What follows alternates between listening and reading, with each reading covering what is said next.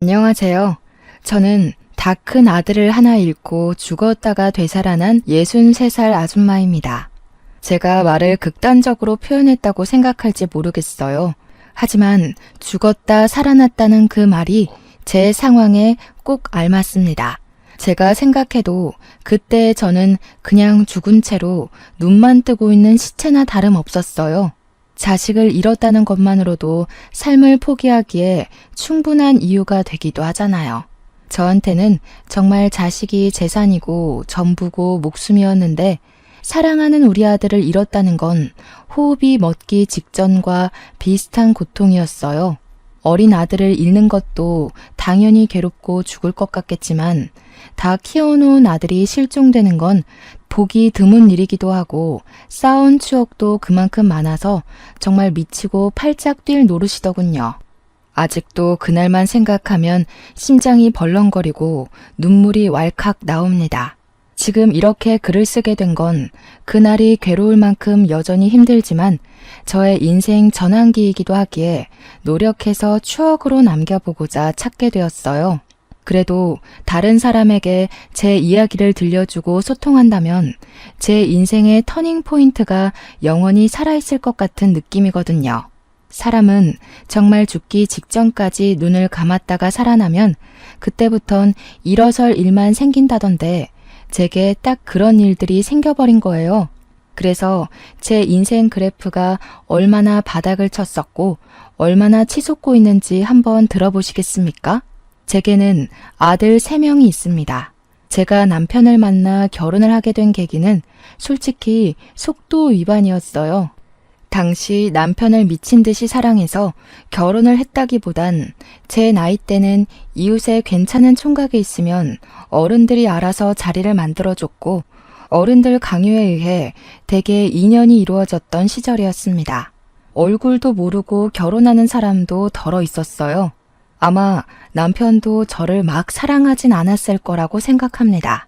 그저 혈기왕성한 나이에 어여쁜 아가씨를 앞에 두고 있다 보니 호기심이 생겨 저를 만났을 거예요. 그렇게 만들어진 첫째는 저와 남편이 결혼을 해야 된다는 무의식적인 의미를 만들어 주었습니다. 결국 저와 남편을 묶어준 열쇠고리는 첫째 아들이었던 거죠.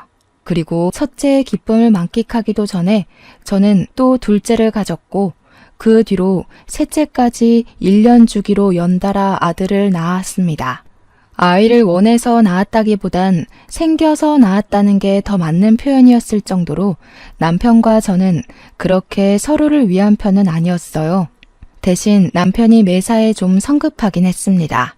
애 갖고 싶어 안달난 사람처럼요. 저희는 사랑하지 않은 것 치고는 아이 3명을 낳을 때까진 남들 사는 것처럼 무난하게 살았어요. 아들이 아니었다면 그때 제 기억은 불행밖에 없었을 겁니다. 그렇다고 감정 없는 부부가 얼마나 오래 갔겠습니까? 남편과 제가 틀어지기 시작한 건 정확히 셋째를 출산하기 위해 병원에 왔던 그날이었습니다. 여보, 나 좀 데리러 올 수 있어? 내가 급하게 산통이 와서 아무것도 못 챙겨왔거든. 당신이 좀 와서 봐줘야 될 것 같은데? 뭐야, 엄마가 당신 집에 없다더니 거기 가 있었냐? 무슨 별것도 아닌 걸로 전화질이야. 애 한두 번 낳는 것도 아닌데 웬만하면 알아서 올 수 있잖아. 데리러 오라는 게 아니라 내가 가방을 못 챙겨와서 돈을 안 들고 왔다고. 지금 계산해야 되는데 좀 와줘. 아, 나 안 돼. 오늘 부장님 골프 내기 지셔서 우신단 말이야. 바쁘니까 엄마더러 오라고 해. 부장님 부르네. 들어가 봐야겠다.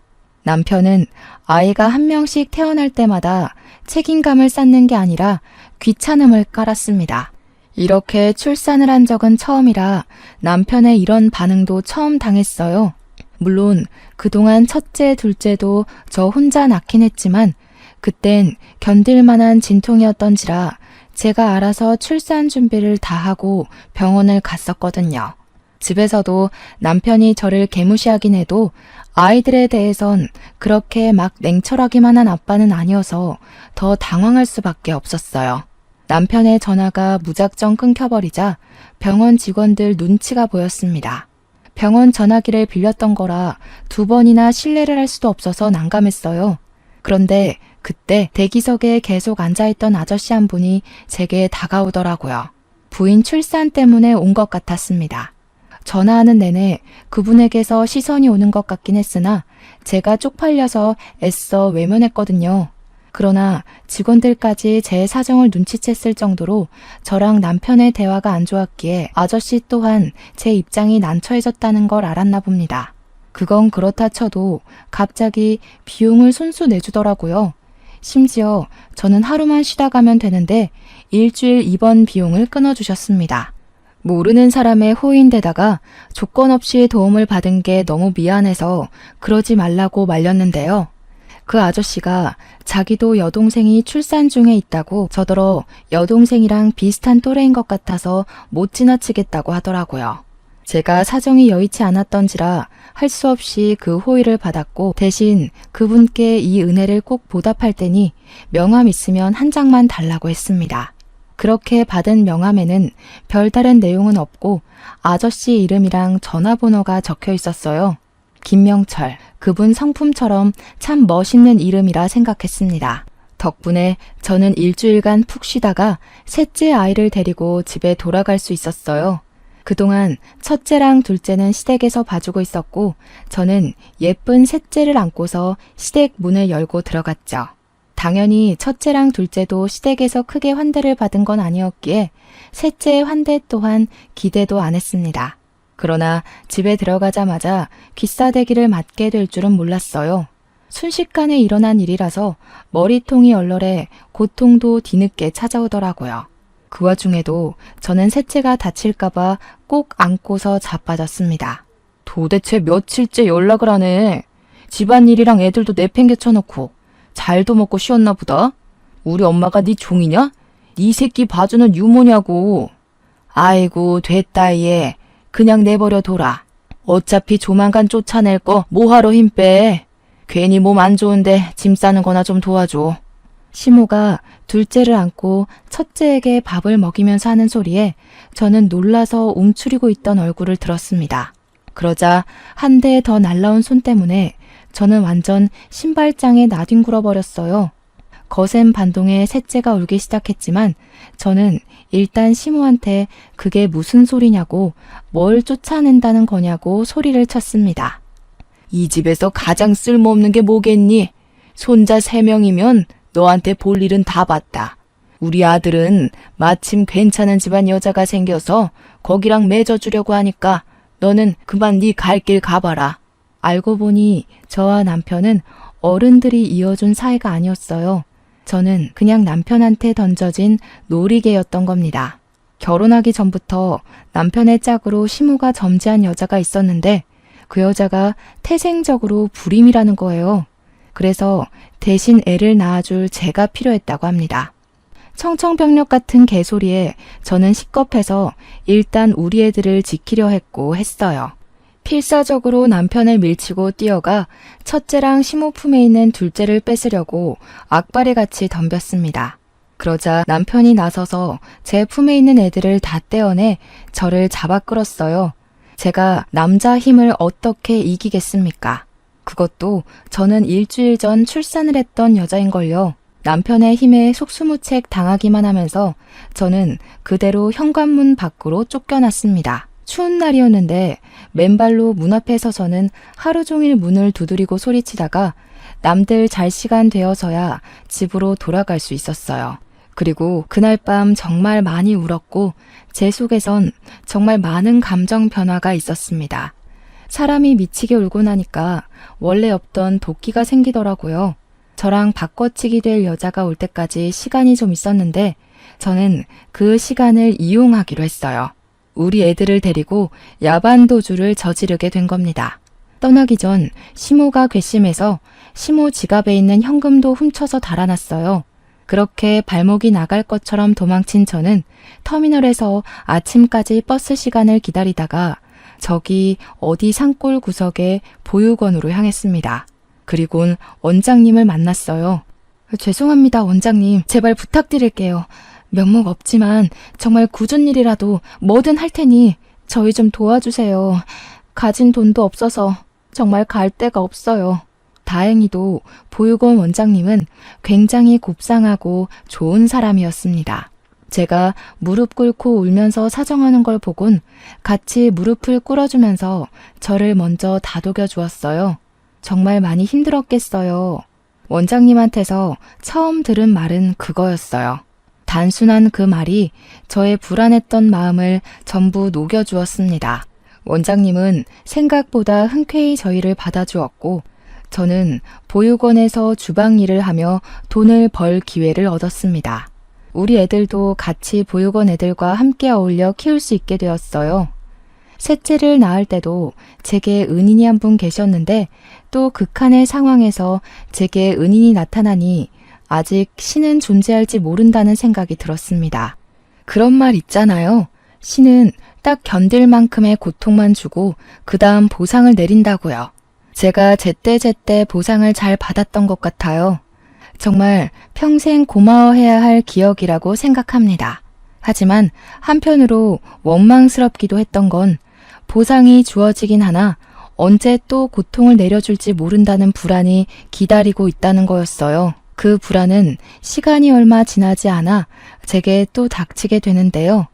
어느덧 애들이 쑥쑥 커서 첫째가 벌써 고등학교 입학을 해야 할 때가 왔어요. 그런데 여기 보육원이 고등학교 입학할 때가 되면 타지로 가야 된다고 하더라고요. 주위에 중학교는 분교처럼 있어도 고등학교는 자체가 없기 때문이었습니다. 할 수 없이 아이 학력을 위해서 저는 애를 타지로 보낼 수밖에 없었어요. 차마 기숙사 생활까진 시키기가 불안해서 저는 첫째에게 돈을 쥐어주며 버스 타고 통학할 수 있겠냐고 물었습니다. 첫째는 참 기특하고 효심이 깊은 아이예요. 제가 자신 때문에 불안해한다는 걸 알고 늘 제 마음이 편할 수 있도록 제 뜻에 따라 선뜻 나서주는 아이였습니다. 그러니 버스 타고 50분이나 걸리는 그 무리한 통학도 제 마음 생각해서 흔쾌히 수락해 주었죠. 아무래도 매일 눈앞에 보이던 아들이 하나 없으니까 걱정이 엄청 되더라고요. 멀찍이 학교를 다니는 첫째가 아들 셋 중에서 유일하게 먼저 울타리 밖을 나간 자식이니 당연히 그럴 수밖에 없지 않겠습니까? 그래서 아들 등하원 시간을 체크해 항상 마중하고 배웅을 했습니다. 점점 아들의 고등학교 생활이 익숙해지고 첫째의 성실하고 착실한 태도가 지속되니 제 마음에 점점 안정이 찾아왔어요. 저는 그제야 마음을 놓고 아들과 웃으면서 인사할 수 있었죠. 하지만 그 안심도 잠깐이었죠. 제가 큰 불안이 다시 찾아왔다고 말씀드린 거 기억하시나요? 그 불안이 바로 우리 첫째 아이에게서 비롯됐죠. 제가 결국 첫째를 잃게 되는 날을 맞게 된 거예요. 어느 날이었어요. 매일 똑같은 시간에 도착을 했던 애인데 이상하게도 그날따라 첫째가 늦는 겁니다. 그땐 휴대폰도 없었던 때라 아들에게 연락할 방도가 없었어요. 그저 자정이 넘도록 집을 안 오는 첫째 때문에 저는 보육원 밖에서 전전긍긍하였고 뒤늦게 학교로 전화를 해봤지만 너무 시간이 늦은지라 받는 사람이 없었습니다. 제가 할 수 있는 일은 그저 보육원 마당에서 가슴을 떨며 첫째를 기다리는 것밖엔 없었어요.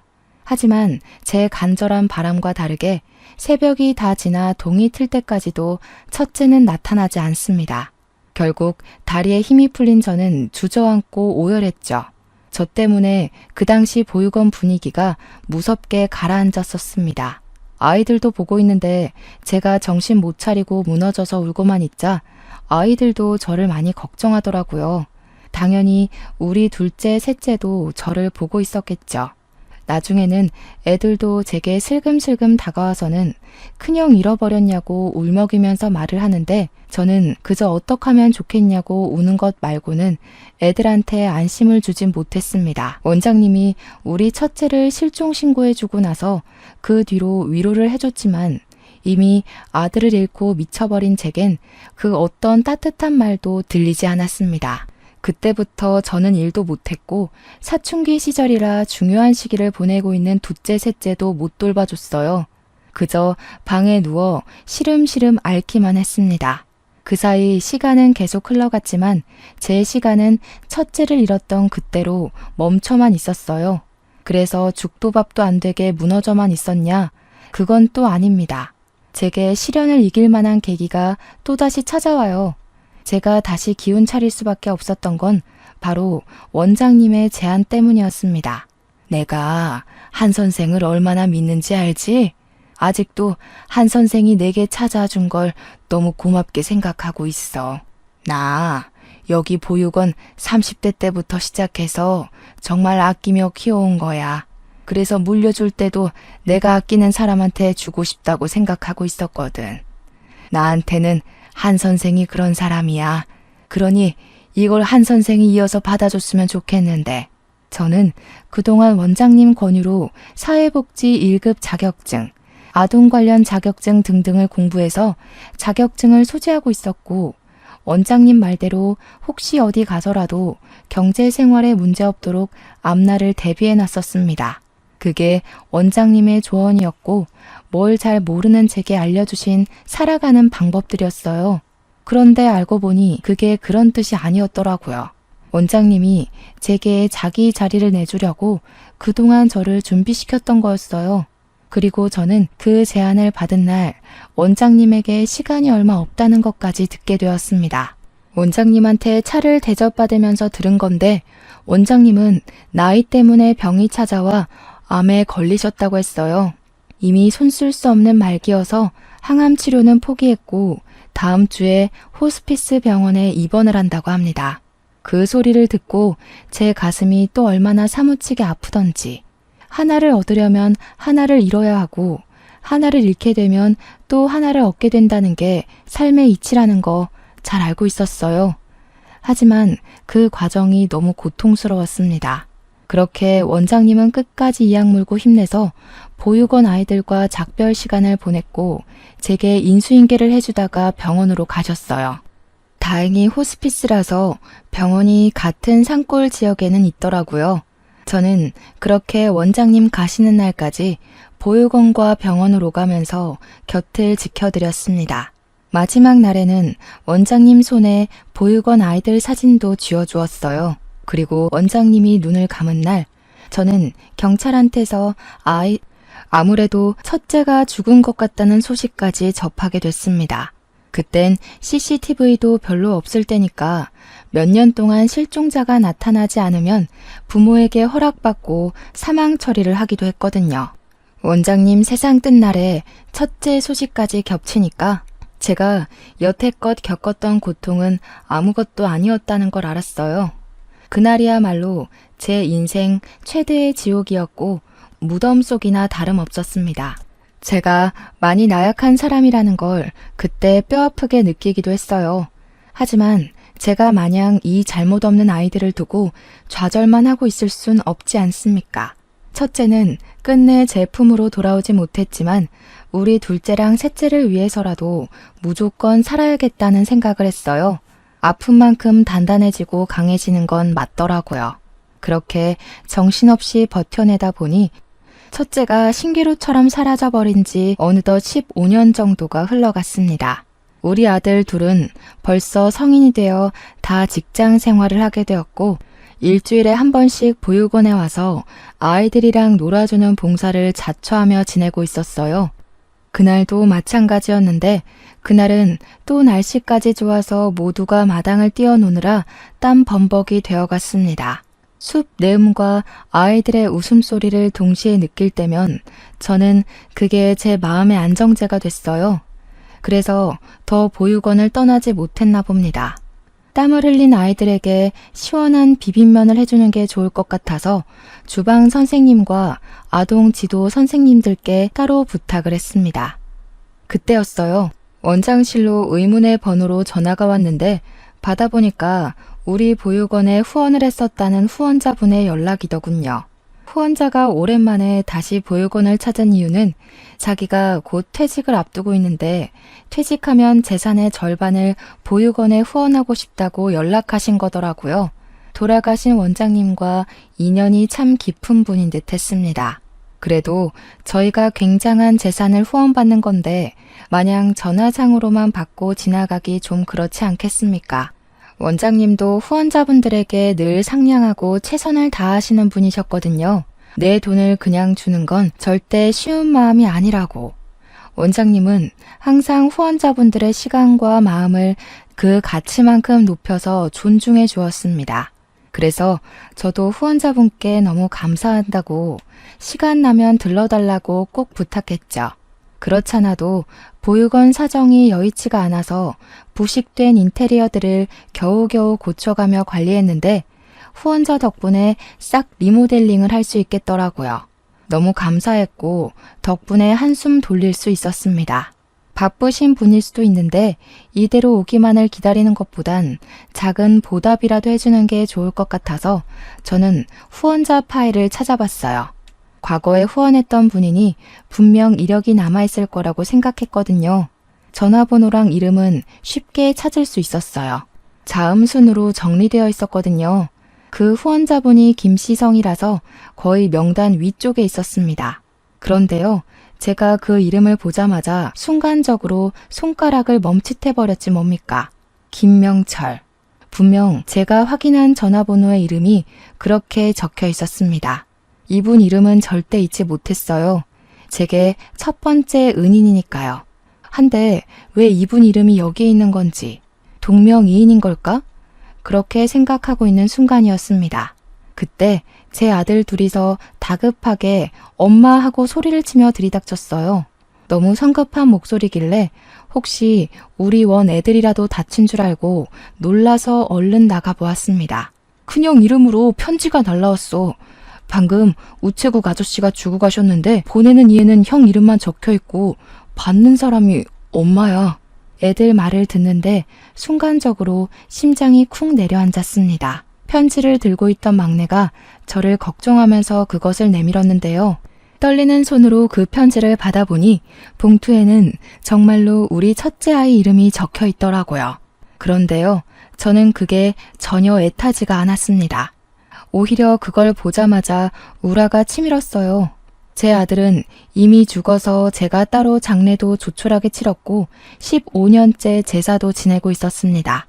차마 사망 신고는 못했지만 그렇게 아들을 천천히 보내주다가 제가 과거처럼 아들을 웃으면서 배웅해 줄 수 있을 때 그때 사망 신고를 하려고 계속 미루고 있었어요. 그러니까 제 말은 첫째 이름으로 날라온 이 편지는 거짓이라는 겁니다. 그 순간 잠자고 있던 저의 슬픔이 가슴 속부터 끌어올랐어요. 누군가 제 아들의 죽음으로 장난질을 했다는 생각에 화가 나서 그 편지를 다 찢어 발겼습니다. 어떤 놈들이 남의 속 뒤집어 놓으려고 수작을 부리는 거야. 왜 내 아들을 2번 죽여? 왜 겨우 이 약 물고 살아가고 있는 나를 건드리냐고. 제발 나 좀 내버려둬 좀. 저는 울분을 토하면서 편지를 다 찢어버리고 그대로 주저앉아 무릎에 얼굴을 묻었습니다. 첫째를 잃은 슬픔은 세월이 지났다고 해서 반쪽이 되지는 않더라고요. 그냥 일렁이지 않고 잠자고 있을 뿐인 거였어요. 그러니 제가 또 금세 이렇게 미어지는 심장을 움켜쥐고 운 거 아니겠습니까? 그렇게 또 반 정신 나간 상태로 일주일을 지새며 그 장난 편지를 겨우 기억 속 저편으로 묻어갔어요. 그런데 도대체 저한테 왜 이러는 건지 똑같은 편지가 또 날라온 겁니다. 미쳐버리는 줄 알았습니다. 당장 그 사람을 찾아내 숨통을 끊어버리고 싶은 분노까지 차올랐어요. 그래서 이번에는 경찰까지 신고해서 장난질하는 사람의 정체를 찾을까 했지만 둘째가 제게 편지를 주기 전에 먼저 뜯어서 읽어보더니 엉뚱한 말을 하는 바람에 모든 생각을 잊었습니다. 엄마, 나도 말도 안 되는 소리란 거 아는데 이거 아무래도 형 글씨체 맞는 것 같아. 내가 형한테 과외받아서 형 글씨 제일 잘 알잖아. 혹시 형 안 죽은 게 아닐까?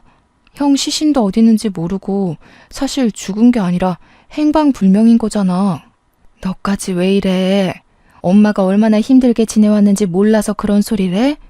너희까지 이러면 엄마 진짜 숨 못 쉬어. 제발 엄마 좀 도와줘, 응? 제가 아무리 호소를 하여도 아들 둘은 편지 뜯어보는 데만 정신이 팔려 있었습니다. 평소 제 말에는 귀를 쫑긋 세우며 잘 들어주던 아들들인데 그날만큼은 제 말을 아예 들은 채를 안 했어요. 그러면서 아까 했던 말, 첫째 필기체 같단 소리만 계속 반복하길래 더 이상 못 보겠어서 저는 애들한테 아예 돌아서 버렸습니다. 너무 슬퍼서 머리까지 터질 지경으로 아팠으니까요. 그런데 이제는 막내가 원장실 서랍에서 첫째가 썼던 노트까지 하나 챙겨오더니 편지랑 비교를 해보더라고요. 그 노트는 제가 차마 태우지 못한 아들의 물건 중 하나였습니다. 고등학교 입학하기 전 아들이 공부한다고 썼던 노트거든요. 제발 그만했으면 좋겠는데 이젠 더 이상 희망 고문 당하고 싶지도 않고 또 실망하며 무너지고 싶지도 않아서 제발 애들이 멈춰주길 바랐습니다.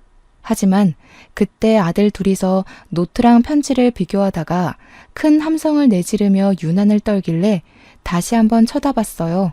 애들이 이것 좀 보라면서 제 앞으로 내밀었는데 애들 말대로 정말 편지랑 노트의 글씨체가 똑같은 거 아니겠어요? 편지가 약간 더 정숙한 느낌은 났지만 동그라미를 뻗치게 쓰는 모양새가 정말 복사본처럼 그대로더라고요.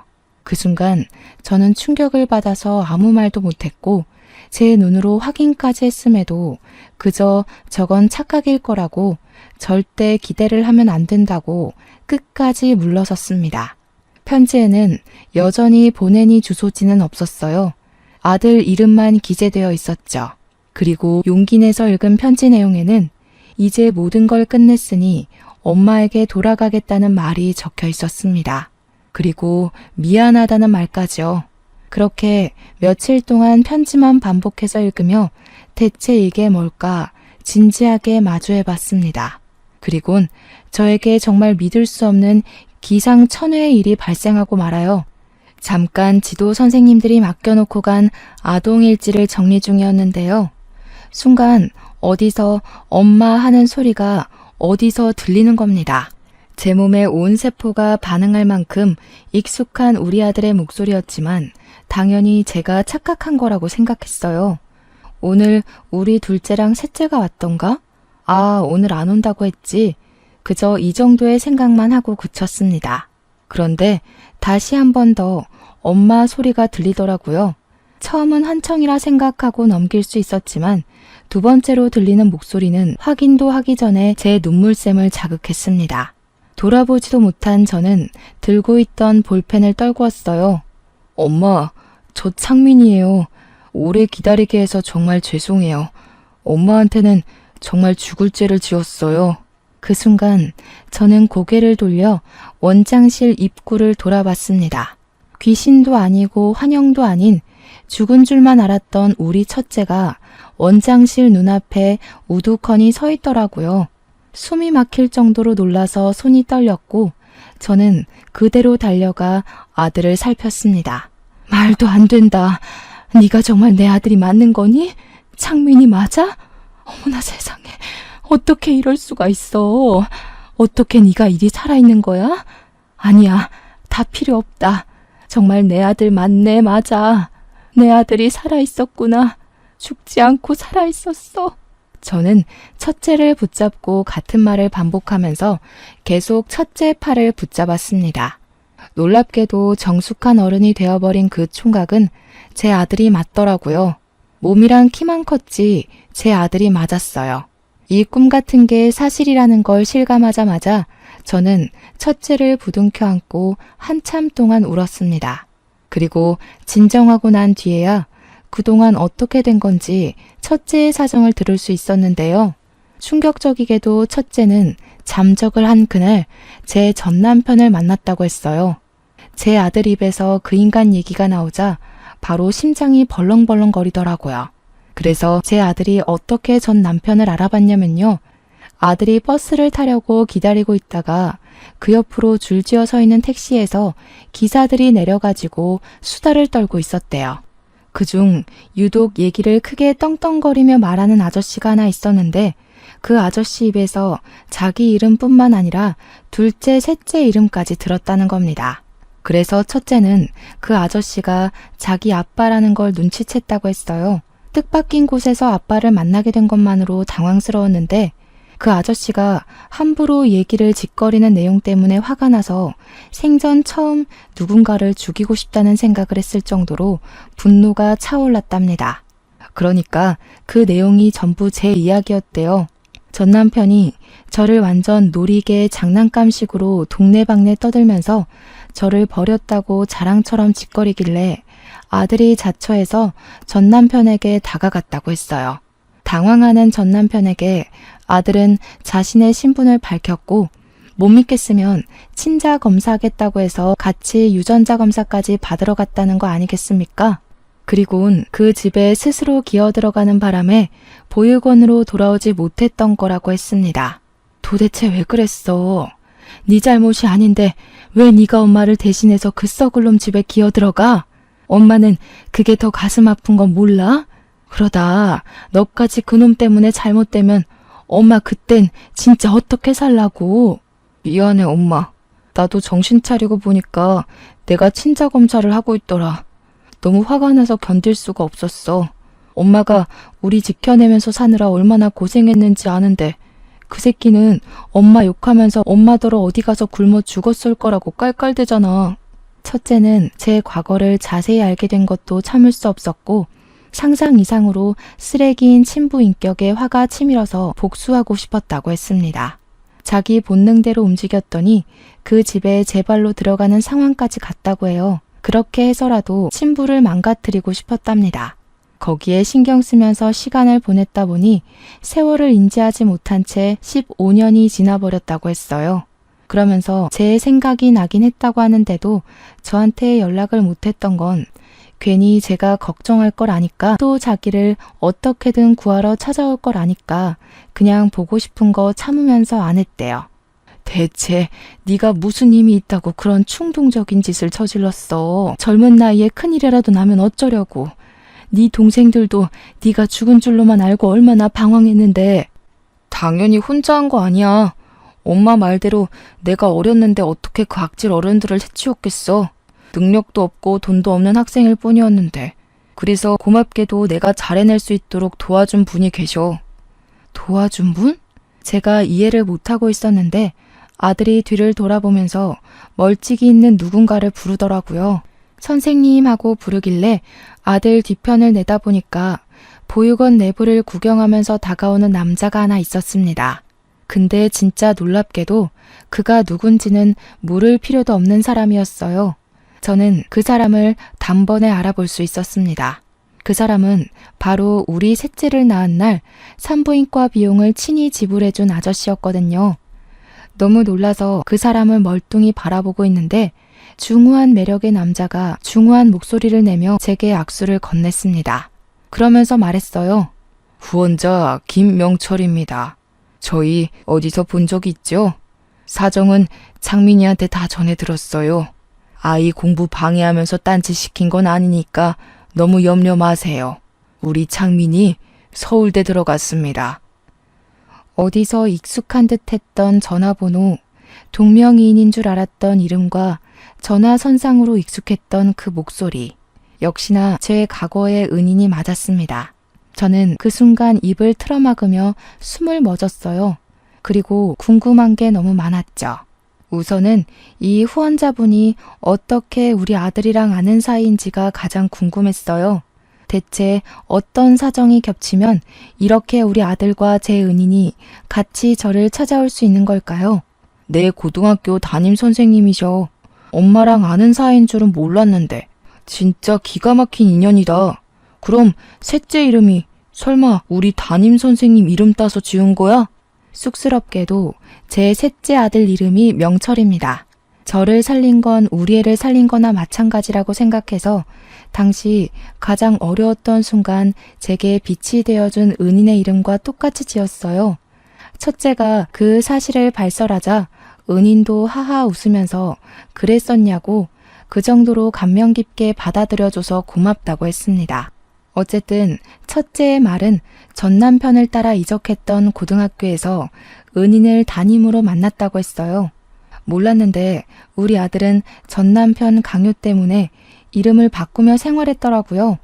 그래서 경찰 측에서도 못 찾았던 것 같습니다. 은인이 우리 첫째의 고3 담임을 맡으면서 둘의 인연은 시작되었다고 했는데요. 진로 상담을 위해서 1대1 상담을 하는 게 고3 원칙인데 거기서 이런저런 얘기를 하다가 첫째가 보육원에서 자란 얘기를 해줬고 과거에 같은 보육원으로 후원한 적 있었던 은희는 우리 아들을 더 친숙하게 대하기 시작했답니다. 그 때문에 은인에 대한 신뢰가 올라간 아들이 제 사정과 전 남편 사정까지 은인한테 토로했대요.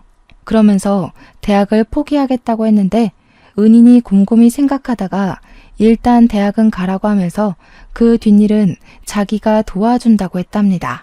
담임 선생님으로서 자기 제자가 공부를 포기하고 집안의 복수를 나설 거라는 짓을 가만두고 볼 수가 없었대요. 그 은인이 후원까지 할 정도면 돈이 많다고는 생각했지만 정말 많은 사람인 줄은 상상도 못했습니다. 그런 사람을 본 적이 없거든요. 은인의 재력은 학교에서도 유명해서 학생들한테 일명 갑부 선생님으로 불리는 사람이라고 불린대요. 그래서 우리 보육원뿐만 아니라 여기저기 후원이랑 기부도 많이 하는 사람이라고 했습니다.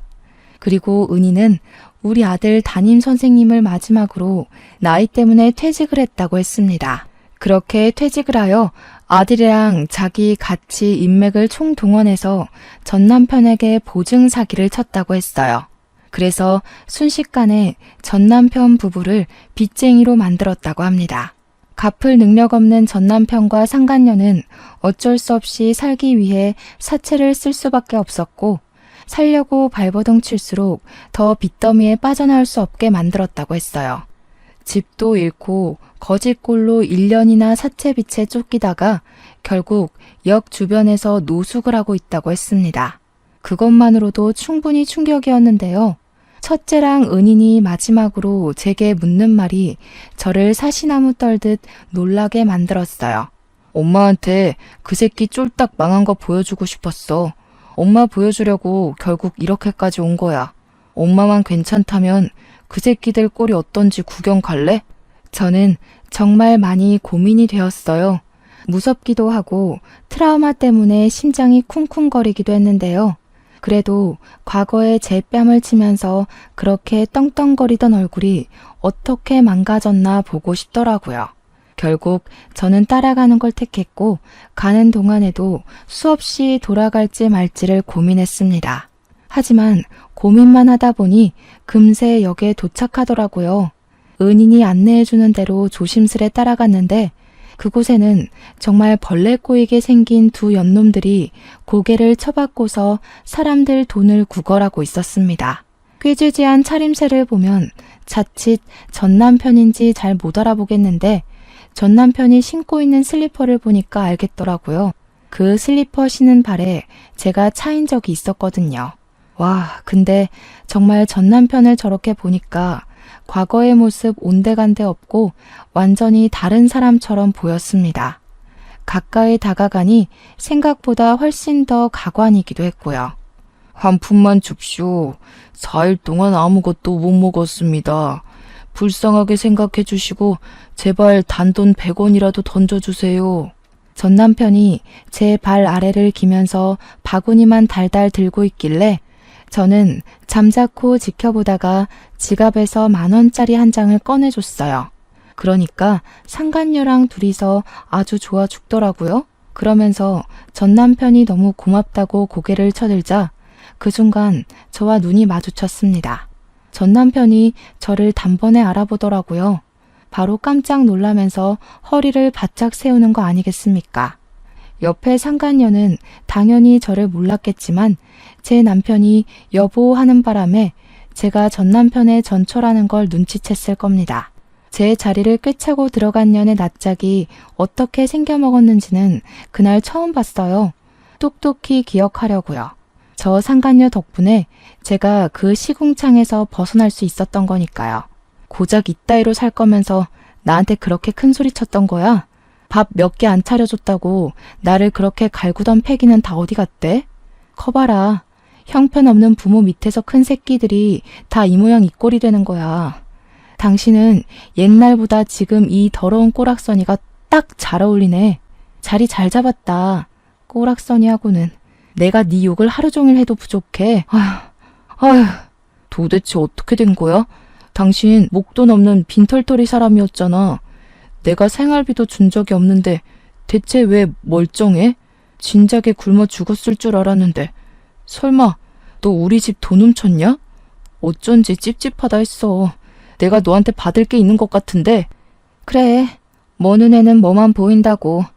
돈 없으면 사채 끌어다 쓰는 것밖에 못하는 너랑은 내가 좀 다르거든. 나한테 받을 게 있는 건 기억하고 있나 봐? 나는 잠깐 잊고 있었는데. 고맙게도 너 때문에 갚을 게 생각났네. 저는 과거에 전 남편에게 귀싸대기 맞았던 기억을 떠올려 첫째가 들고 있던 걸 받아 쓰레기 봉투로 전 남편 귀싸대기를 날려버렸습니다. 우리 보육원에서 챙겨온 애들 기저귀 뭉치였기 때문에 제법 무게가 있었을 거예요.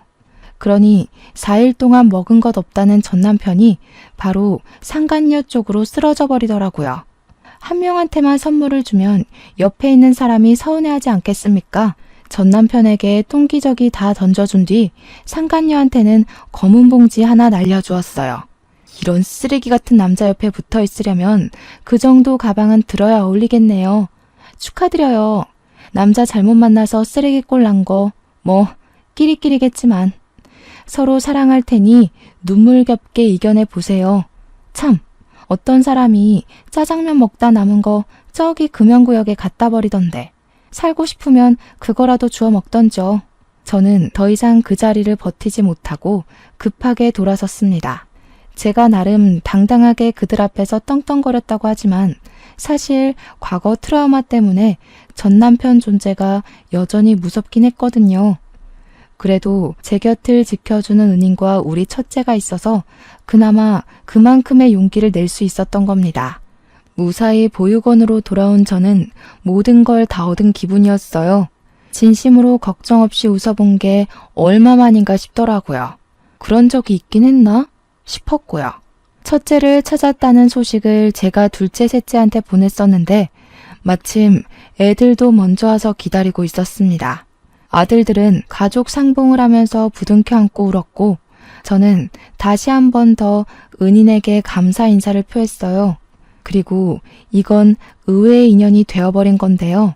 제가 현재 은인인 분이랑 좋은 만남을 가지고 있습니다. 은인이 그날 이후로 보육원에 매일 찾아왔거든요.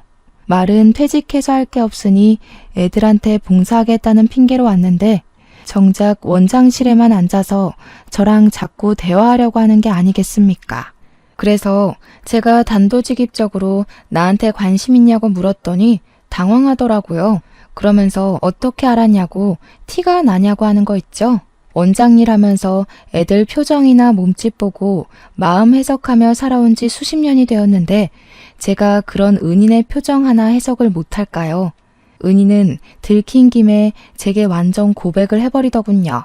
아직 제게 연애는 조금 낯설지만 그래도 고맙게 찾아온 이 인연을 내치우고 싶진 않았습니다. 그래서 만났고 당연하게도 은희는 전 남편과 완전히 다르게 다정하고 따뜻해서 좋아요. 제가 가치 있는 사람이라는 걸 늘 증명해 주시거든요. 그래서 저는 아직까진 더 이상의 난관 없이 무탈하게 지내고 있습니다. 저를 지켜주는 든든한 내 남자 덕분에 미래로 나아가는 것도 두렵지 않아요.